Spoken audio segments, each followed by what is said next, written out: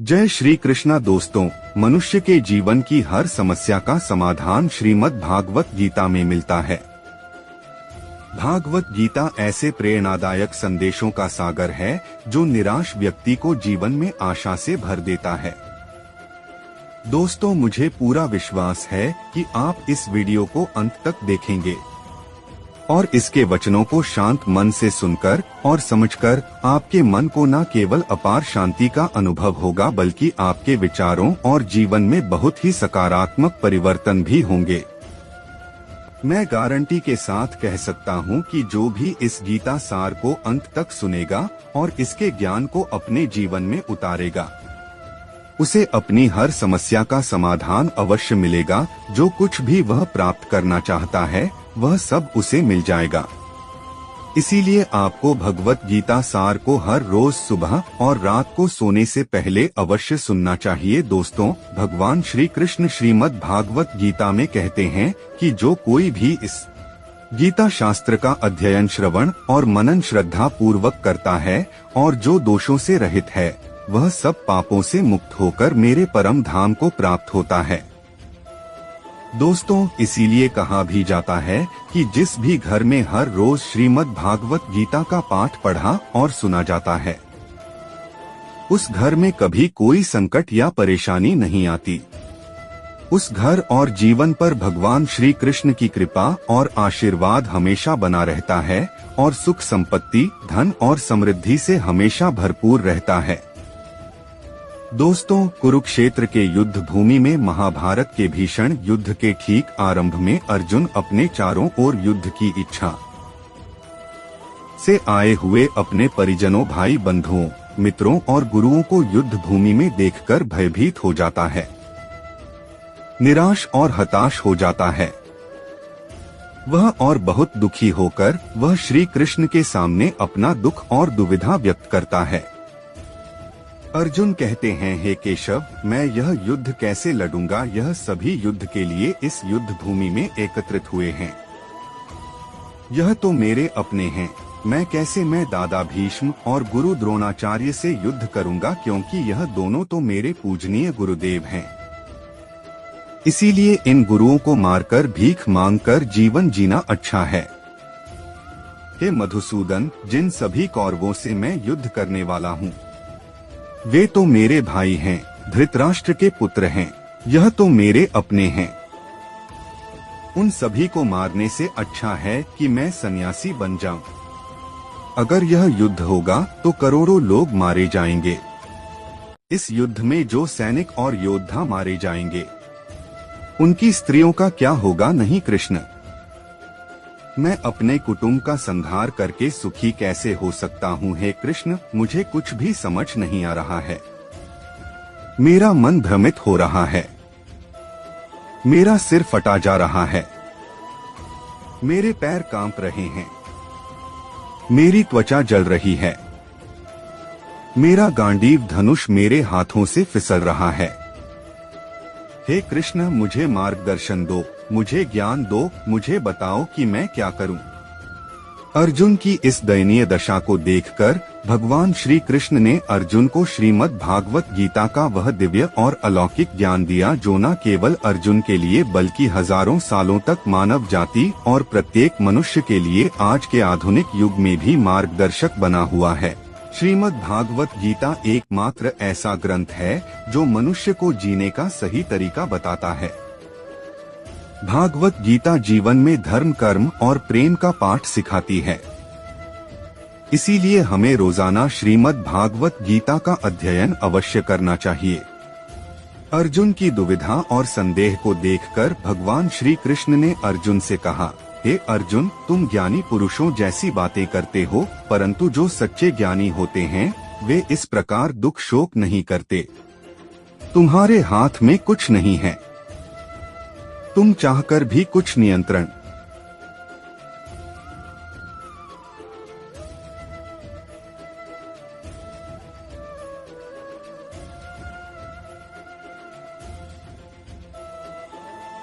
नहीं कर सकते। जीवन और मृत्यु प्रकृति का विधान है। यह सभी लोग असल में मेरे द्वारा ही मारे जाएंगे। तुम तो केवल एक माध्यम हो। इसीलिए जो ज्ञानी होता है वह किसी के मर जाने पर सुखी नहीं होता। ज्ञानी पुरुष शोक नहीं करता, वह अतीत का दुख और भविष्य की चिंता करता है। इसीलिए जो होने वाला है वह होकर रहेगा और जो नहीं होने वाला है वह कभी भी नहीं होगा। यह दृढ़ निश्चय है जिसे जो समझ लेता है उसके मन में आ जाता है तो कोई भी दुख उसे परेशान नहीं करता, कोई भी चिंता उसे परेशान नहीं करती। हे अर्जुन, इस बात की चिंता मत करो कि कौन अपना है और कौन पराया। अधर्म करने वाले से युद्ध करना और अपने धर्म की रक्षा करना एक क्षत्रिय का धर्म है। आज्ञा पालन करने से तुम्हें मोक्ष और मुक्ति की प्राप्ति होगी। अपने इस मन के मोह को त्याग दो, नहीं तो सारी दुनिया तुम्हें धिक्कारेगी। आज अगर तुमने युद्ध नहीं किया तो सारी दुनिया तुम्हें नपुंसक और कायर कहेगी। यहाँ बात किसी और की नहीं है, यहाँ धर्म और अधर्म में सही गलत की बात है। अगर तुम गलत को सहोगे और खत्म नहीं करोगे तो गलत करने वाले को और बल मिलेगा और वह और भी अन्याय करेगा। इसीलिए मोह को त्याग दो और युद्ध करो। भगवान श्री कृष्ण श्रीमद् भागवत गीता में कहते हैं, हे अर्जुन, यह संसार मेरी माया है, यह संसार मुझसे ही उत्पन्न हुआ है।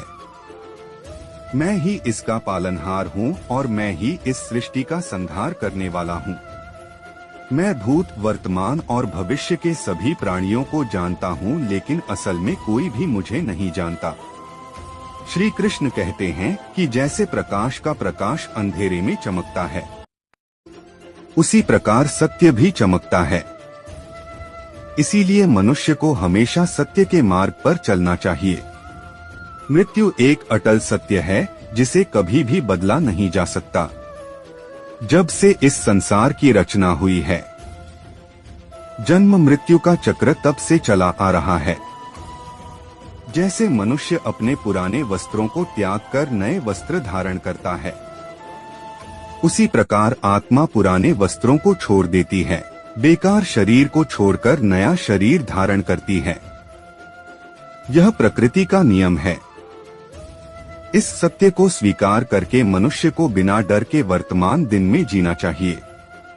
ज्ञानी लोग ना तो मरे हुए लोगों का शोक करते हैं और ना ही उन लोगों से आसक्त होते हैं जो अभी जीवित हैं, क्योंकि वे जानते हैं कि जो मरा है वह फिर से जन्म लेगा और जो जीवित है वह एक दिन निश्चित रूप से मर जाएगा। हे अर्जुन, मैं सभी प्राणियों के हृदय में स्थित सभी प्राणियों की आत्मा हूँ। मैं सभी प्राणियों का आदि, मध्य और अंत हूँ। मैं ग्रहों में सूर्य हूँ, वेदों में सामवेद हूँ, देवताओं में मैं इंद्र हूँ, इंद्रियों में मैं मन हूँ, मैं ब्रह्मा हूँ, मैं विष्णु हूँ, मैं महेश हूँ, जलाशयों में मैं सागर हूँ, पहाड़ों में मैं हिमालय हूँ। इस पूरे संसार में जो कुछ भी तुम्हें दिखाई देता है वह सब मैं ही हूँ। भगवान श्री कृष्ण कहते हैं, इस संसार में मन की शांति से बढ़कर कोई धन नहीं है। इस संसार में उस व्यक्ति से बढ़कर कोई अमीर नहीं है जिसने अपने मन को शांत रखना सीख लिया है। मनुष्य के दुख का कारण उसका मोह है। जितना अधिक मोह करेगा उतना अधिक दुख भोगे। श्री कृष्ण कहते हैं, जो हुआ वह अच्छा हुआ, जो हो रहा है वह अच्छा हो रहा है और जो होगा वह भी अच्छा ही होगा। क्या खोया तुमने, क्या रोते हो, क्या लाए थे जो तुमने खो दिया, क्या बनाया तुमने जो तुम्हारे द्वारा नष्ट हो गया। जो यहाँ से लिया है यहीं से लिया है और जो दिया है यहीं पर दिया है। जो आज तुम्हारा है कल किसी और का होगा, क्योंकि परिवर्तन संसार का नियम है। श्रीमद् भागवत गीता में भगवान श्री कृष्ण कहते हैं कि मनुष्य को अपने कर्तव्यों को निस्वार्थ भाव से और निष्पक्ष भाव से बिना फल की चिंता किए करना चाहिए। हे अर्जुन, स्वयं को भगवान को समर्पित कर दो, यही सबसे बड़ा सहारा है।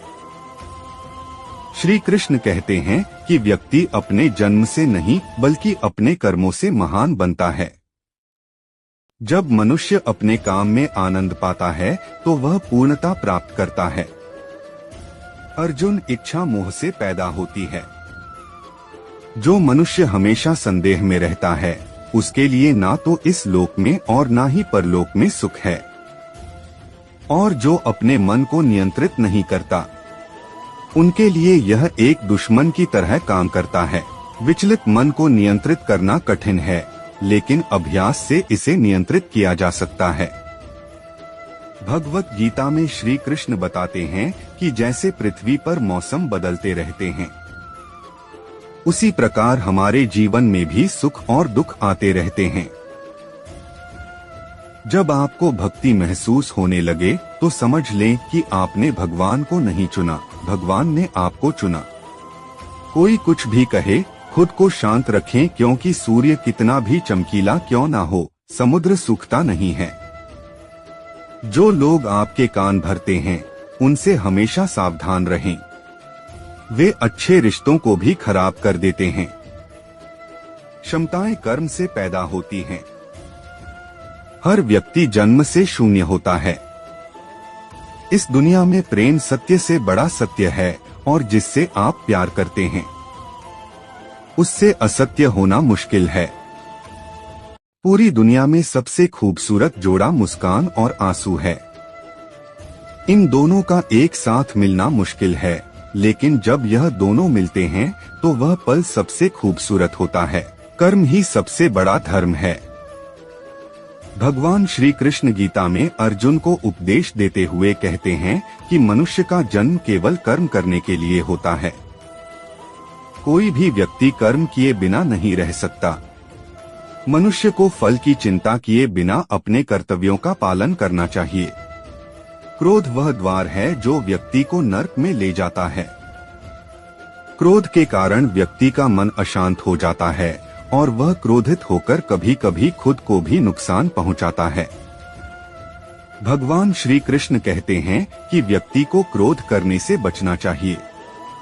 चाहे कितना भी क्रोध आए, अपने आप को शांत रखने का प्रयास करो।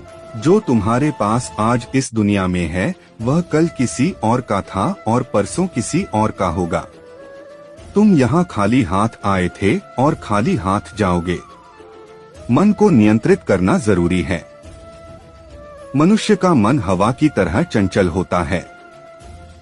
ऐसा होता है कि मन ही व्यक्ति को काम वासनाओं की ओर भटका रहता है। यदि जीवन में सफल होना चाहते हैं तो मन को नियंत्रित करना बहुत जरूरी है। मन को नियंत्रित करने से मन की शक्ति केंद्रित होती है, जिससे कार्य में सफलता मिलती है। गीता के अनुसार जो व्यक्ति अपने मन को नियंत्रित कर चुका होता है वह अपने मन में उत्पन्न होने वाली अनावश्यक चिंताओं और इच्छाओं से दूर रहता है और साथ ही वह व्यक्ति आसानी से अपने लक्ष्यों को प्राप्त कर लेता है।